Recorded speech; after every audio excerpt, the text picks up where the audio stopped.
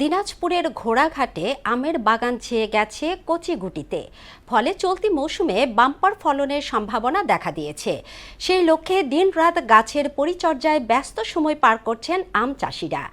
তাদের আশা, মৌসুমের বাকি সময় আবহাওয়া ঠিক থাকলে অর্থনৈতিকভাবে বেশ লাভবান হবেন। মাঠ পর্যায়ে কৃষকদের নিয়মিত পরামর্শ ও কারিগরি সহায়তা প্রদান করছে কৃষি বিভাগ।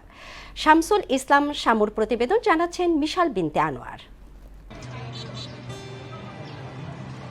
উত্তরের শান্ত জনপদ দিনাজপুরের ঘোড়াঘাটে আম বাগানে সবুজ পাতার ফাঁকে উকি দিচ্ছে আমের কচিগুটি।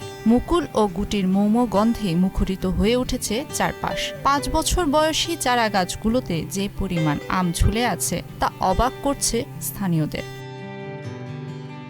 ঐতিহ্যবাহী হিমসাগর, ল্যাংড়া, ফজলি, আম্রপালি, হাড়িভাঙা, গোপালভোগ ছাড়াও বাড়ি 1, কাটিমন, ব্যানানা ম্যাঙ্গো সহ বেশ কয়েকটি উন্নত জাতের আমের নিবিড় পরিচর্যা চলছে বাগানে।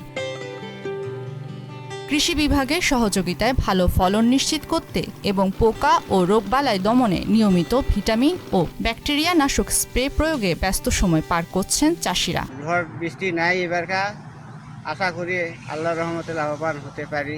করা হয়েছে, এই কারণে ভিটামিন দেওয়া হয়েছে, ওই জন্য আমের ফলন মোটামুটি পাচ্ছে। কৃষি অফিস থেকে পরামর্শ নিয়েছি, ফল মোটামুটি খুবই ভালো আছে। হাড়িভাঙ্গা মিশ্রি আম যথেষ্ট পাওয়া যায়, বিভিন্ন জায়গা থেকে ব্যাপারীরা এসে খরিদ করে নেওয়া যায়। বড় ধরনের কোনো প্রাকৃতিক দুর্যোগ না ঘটলে এবার রেকর্ড পরিমাণ ফলনের সম্ভাবনা দেখছে কৃষি বিভাগ। আবহাওয়া ভালো থাকায় সে ফুলগুলো সঠিকভাবে ভালোভাবে পরাগায়ন হয়েছে এবং ছোট ছোট প্রচুর আমের ফল ধারণ হয়েছে। কৃষকরা যত্ন করতেছে, আমরা আশা করছি কৃষক তাদের কাঙ্ক্ষিত ফলন পাবে এবং তারা লাভবান হবে।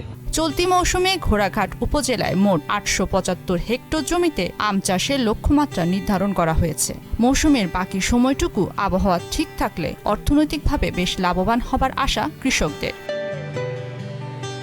মিশাল বিনতে আনোয়ার, মোহনা সংবাদ।